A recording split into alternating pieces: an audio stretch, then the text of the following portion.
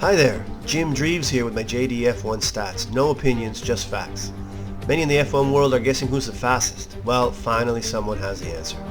I take each driver and team's best time and averaging them out during the entire season. So here's how they averaged out after 2 races. You can see in the center of the screen that Sargent couldn't put a fast lap together in Q1.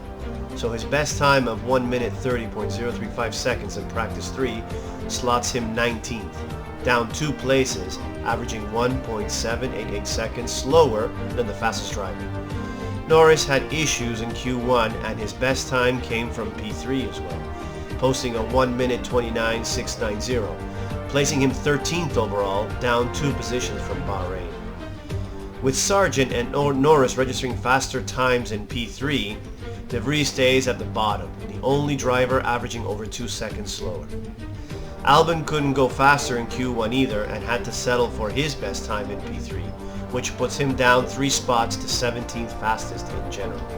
Tsunoda wasn't quick enough to stay in 14th and goes down 2 positions, averaging 1.614 seconds slower. Verstappen had a drive shaft failure in Q2 and had to settle for his fastest lap in P3. Although it was only a couple of tenths slower than pole position, it was enough to remove him from the top spot, which I call the master qualifier.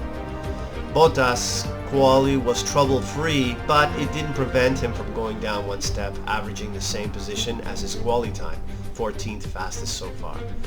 Magnussen's actual time of 1 minute 29.634 keeps him 18th, but averages 5 tenths closer to first, just over 1.7 seconds.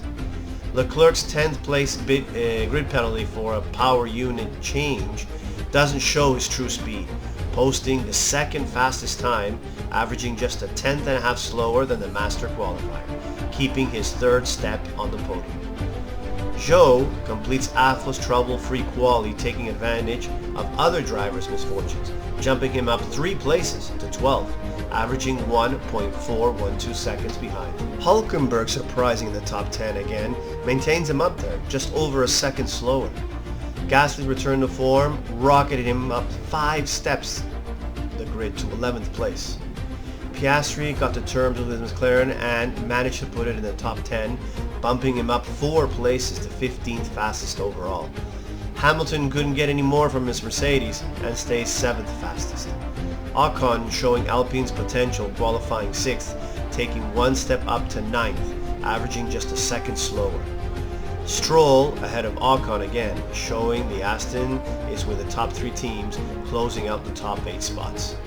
Sainz 4th again in quali, showing consistency but averaging over 3 tenths lower than his teammate and wasn't able to keep 4th. Russell picked up the pace and qualified 3rd, staying 6th fastest overall, averaging over 2 tenths quicker than Hamilton. Alonso didn't let up and qualified in the front row, splitting the Ferrari's 4th fastest overall. With Verstappen out, no one can come close to Perez, making him the new master qualifier, the fastest driver in qualifying for now, just 0.041 seconds ahead. Here's how they are so far.